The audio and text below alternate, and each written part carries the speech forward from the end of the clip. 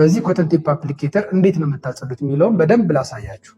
ይሄ ማጽጃነቱ ይታያችኋል። እዚህ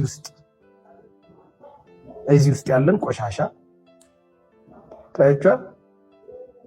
ተመልከቱት። ይሄን ቆሻሻ ከዛ ደግሞ ይሄኛውን ታያችኋል። ይሄን ከዛ ይሄን ዙሪያውን ይሄን ከዛ ደግሞ ይሄ ውስጡ ኦኬ። የሚጸዳው እንደዚህ ነው። ተመልከቱት። አያችሁት አይደለ?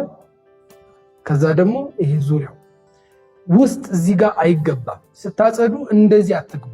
ይሄ በጣም አደገኛ ነው። ውስጥ ላይ እንዲህ ሲገባ ነው የሚቀረው። ብዙ ጊዜ አይፈቀድም። በቃ ውስጥ ላይ ገብቶ ማጽዳት የሚችለው ሐኪም ብቻ ነው። ሐኪም ልክ እንደኛ አንገት በላይ ቀዶ ሕክምና ስፔሻሊስት ሐኪሞች እያዩ ማጽዳት ይችላሉ። ከዛ ውጭ አብዛኛው የምታዩት ኩክ በሙሉ ወደ ውጭ ነው የሚወጣው። ራሱ ተፈጥሯዊ የሆነ ሂደት አለው። ጆሮአችን ኩኩን ወደ ውጭ ይወጣል፣ ከዚህ አካባቢ ይመጣል።